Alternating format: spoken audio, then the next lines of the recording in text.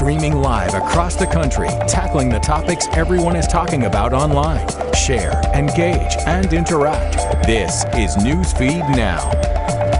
Good Monday morning, everyone. I've had my coffee, and I hope you have too. I hope you had a great weekend. It is August 17th. I'm Hillary Hunt. This is Newsfeed Now. Of course, we're going to take a look at all the stories creating a buzz on social media, and this is one that a lot of people are talking about. A reporter arrested while covering a rally in Kalamazoo, Michigan. This all happened on Saturday, and of course, all caught on camera. This video shows Samuel Robinson describing the scene and explains officers are asking him to move back. You see him right there, and he's doing so. Officers moved in, the protests, and that's when the camera turns and Robinson can be heard yelling, "I'm with the media.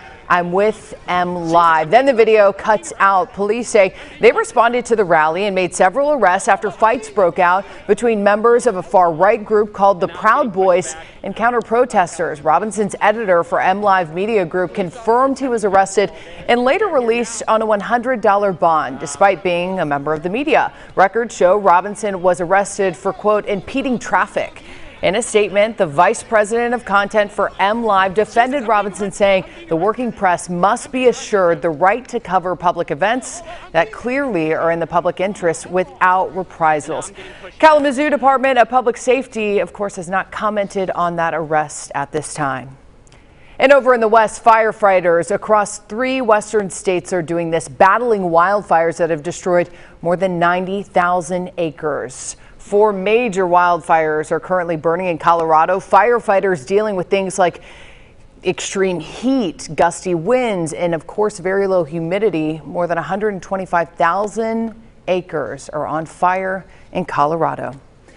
And a legal battle may be brewing for the Trump administration and the U.S. Postal Service. Several states, including Colorado, North Carolina, and Virginia, are considering their options. This all stems from concerns about the post office's new operational changes. They fear that that could result in slow mail service during the 2020 presidential election and presumably cause problems with that mail-in voting a lot of people are relying on. Massachusetts Attorney General blasting President Trump in a statement to CNN, saying states will not be deterred by the president's, quote, blatant attempts to undermine the integrity of our elections. It's not the kind of showcase political parties traditionally host during an election year, but the Democratic National Convention begins this week with speeches and virtual events that all kick off the home stretch of this very unusual presidential campaign. Karen Kafa is in Washington this morning with a look at what to expect tonight. It is not the Democratic National Convention initially imagined, but from virtual setups across the country this week, the party will nominate and celebrate their 2020 ticket, former Vice President Joe Biden and Senator Kamala Harris. I'm in this race to win, and with that guy right there, and we're going to get it done. The opening night theme, We the People, leaning into an overall unity theme for the Democrats this week. Bernie Sanders, who battled Biden from the progressive flank during the primary cycle, is among the Monday headliners. Donald Trump must be defeated. Biden must be elected. And after that election, we're going to do all that we can to fight for a progressive agenda. Also appearing Monday is 2016 Republican presidential candidate John Kasich and former First Lady Michelle Obama, who had one of the standout lines of the 2016 Democratic Convention. Our motto is, when they go low, we go high. Since Harris joined Biden on the ticket, they've coalesced around certain themes, including the former vice president's ongoing call that 2020 is a battle for the soul of the nation. The choice we make this November is going to decide the future of America for a very, very long time. But at the campaign's core now is trying to persuade voters they're best equipped to lead the U.S. out of the coronavirus pandemic. In Washington, I'm Karen Kafa. Okay, let's bring in our very own Jesse Tenner from Washington. And Jesse, you know, you look at the polls right now, and things are very close between Democrats and Republicans in these early numbers. So this is an important event for them to gain some steam. Yeah, most definitely. But the question remains just how much steam are they going to be able to gain? Sometimes after the DNC and the RNCs, you are able to see these jumps in candidate polling. But there is questions, though, if that will actually happen.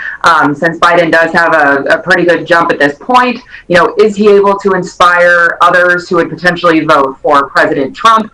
to come to his base just after this unconventional convention. We'll see. But both sides do remain optimistic that even though these conventions won't look the same, they'll still be able to garner, a lot of fanfare, still a lot of celebrities giving speeches, performing, things of that nature, and still really hoping to make, instead of some of those made for TV moments, maybe more made for viral moments. Yeah, and you talked about very unconventional this year because of COVID-19. A majority of this is digital, not a lot of live speeches, only a few. Talk about how it's all going to go down, because this is very different than years past. Exactly. And so some delegates, though, that I've spoken to, while they were disappointed that they wouldn't be able to actually Milwaukee this week and get that FaceTime, that you're used to getting during conventions. Just, everybody who's anybody is there in the political world, essentially. But they were saying that it's actually more of an opportunity for the public to participate. So while delegates would typically go to these different hearings, meetings, things of that nature, the public can actually tune in online now, since a lot of it is virtual, like we've been seeing even with hearings in Congress. And then you still will be able to watch all of these speeches later on. And a lot of them still will be carried on major networks as well. And so really kind of all the pressure right now is on the production folks that are working really hard behind the scenes to make this a very seamless transition, as a lot of these speeches are really coming in from all over the country. And I want to talk about something really fast. Democrats aren't taking a break to, focus on all the music and all the speeches and all that fun stuff. We've been talking about the Delivering for America Act. Nancy Pelosi talking a lot about that. Can we touch on what's being done when it comes to that? Sure. So this legislation, members right now, they're on their summer recess, but Speaker Pelosi said over the weekend that she would call members back to vote on this legislation that would essentially roll back changes that have been made over the past couple months. And so the post office recently got a new postmaster general. He's only been in this position about 2 months. And there's been a lot of criticism against him, not just for the changes he's made, but for the donations he's made. He made donations to President Trump's campaign and some other members of the Republican Party to the tune of about $3 million. And so a lot of Democrats have been arguing that he was put in this post specifically to sabotage the Postal Service at a time when it's really kind of more important than ever, since so many Americans are going to be depending on the Postal Service in November to cast their ballot. And so that's why Democrats are really trying to push this through and essentially kind of rush back to Washington to make sure that they can halt these changes, such as cuts to scheduling and overtime, to make sure that Americans don't see any changes potentially until after November. A lot of mail-in voters this year. Thanks so much, Jesse Turner from Washington for us. Moving on to talking about the coronavirus, the death toll in the U.S. has surpassed 170,000. It took just 18 days to add the last 20,000 deaths. This comes amid the growing concern that we may not have enough testing to know the full scale of this problem. The average number of the coronavirus tests per day dropping by more than 68,000 compared to the last 2 weeks of July. That's according to the COVID Tracking Project. The U.S. is now averaging more than 1,000 deaths a day and has been for the past 3 weeks. Let's talk about protests. They continued in Portland, Oregon over the weekend. Sunday, the 80th consecutive night of protests in that city following the death of George Floyd in Minneapolis this past May. This weekend's demonstrations included counter-protesters. Jennifer Doling reports.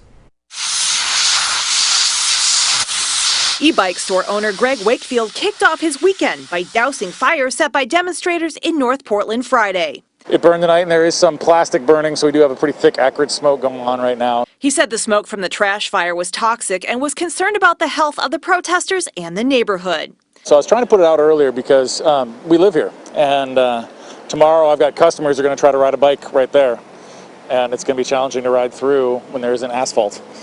And then asphalt melts. However, he says when looking at the big picture, sometimes he says this kind of thing is necessary for change. It's a very small thing of what African American communities have gone through, and I fully support Black Lives Matter. It's hard to see destruction, but it's hard to have any kind of change. Meantime, Saturday, shots rang out following a protest with members of Patriot Prayer and Blue Lives Matter supporters and a counter-protest with BLM protesters. Nobody was injured by bullets, but people did suffer injuries from getting pepper sprayed and hit in the face by what witnesses described as paintball or pepperball guns carried by the Back the Blue crowd. Black Lives Matter! Black Lives Matter! Saturday night, a crowd of hundreds marched from Laurelhurst Park to the Penumbra Kelly building. After 11 o'clock, people started shooting off fireworks. Those landed near police and cars in the parking lot. Police say 2 officers were injured after people started throwing large rocks, frozen eggs, and bottles. Police then declared a riot and began clearing people out. You got a lot of people involved in this protest now, and so a lot of protesters have scattered out and started to do their own agenda. For his part, Itchy Trigga has been involved in peaceful protests regularly near the Justice Center. He says his focus is to promote peace while still getting demands met for justice and equality. Just more continuous protesting against injustice and trying to bring the human race together as a people.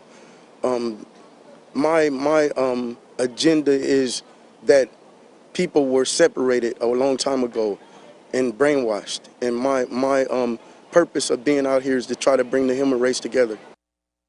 Has been the site of some of the most consistent protest activity since the death of George Floyd.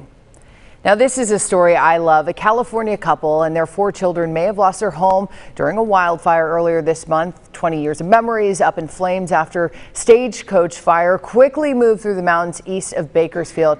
But they thought they had lost their beloved pet, but they were delighted to learn he had survived the fire. Taylor Shaw reports on the family's sweet reunion with the dog, Mr. T. The first time I've been smiling in a few days. Honestly, my cheeks are a little sore. This moment didn't seem possible. I couldn't even fathom that he could live overnight in all of that destruction.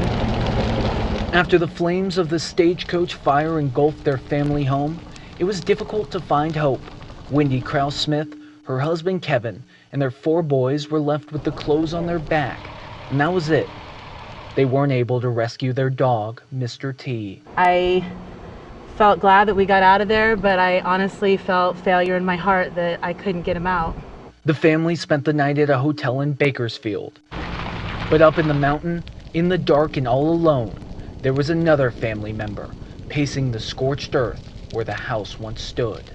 Mr. T survived, and he was waiting for his family to come back home. There was just such a relief from all the kids and myself, and it was just like instantly like, okay, all right, he made it. This is good. We can make it too. You know, this is the family's back together again. Despite suffering a severe case of pneumonia from smoke inhalation, the resilient Rottweiler is now recovering at Breckenridge Canine Resort. Animals they love to be alive. Humans could learn a lot, just keep going, people, and just put 1 foot forward every time. Lisa Bell helped rescue the dog and set up a GoFundMe for the family. Now Smith says she's counting down the days until the family can rebuild their mountain ranch, hoping to reunite her children with their favorite furry family member. I definitively can say he's supposed to be part of my family. The resiliency of this dog is echoed in my family. Y'all, it's hard for me to stop not soft sob because I love Mr. T and I love that family too, getting their sweet dog back after that heartbreaking loss of their home. The GoFundMe for the Krause-Smith family has actually raised more than $3,000 so far. You know, dogs are man's best friend. They always find their way back to their family. And from my puppy lovers to my pizza peeps, the pandemic may have left us with a shortage of items like toilet paper to disinfecting wipes, even coins, which somehow that's how you pay for your pizza if you're in college. But if you're a pizza lover, the coronavirus actually may have shortened one of your favorite toppings, pepperoni. Is in a little bit of trouble. News outlets, including USA Today, report that small pizza shops say they're seeing higher prices for that popular topping you see right there. The paper reports the large chains like Domino's, Pizza Hut, Little Caesars, and Papa John's are not getting hit with those increased prices. That's because their prices are set on long-term contracts. But you know, some of the small spots are my favorite. So we got to get that pepperoni price down. Come on now. And talking about prices down, for some of us, every day is a good day to go bargain shopping. But today, Monday, presents an extra reason to go good deal hunting. Someone cue the Macklemore song, please, because it's National Thrift Shop Day. It's observed every year on August 17th. So get out, get that deal. All of those stores most of the time help with the charitable mission. Maybe it benefits the environment, you know, fewer items at landfills. So you need to go bargain hunting. I used to go with my grandma. So scoop up your favorite friend, go hit those bargain shops, make a difference for your closet and the people that it benefits. Thanks so much for joining us. We'll be right back here tomorrow, and we hope you join us then. Have a great Monday. Bye.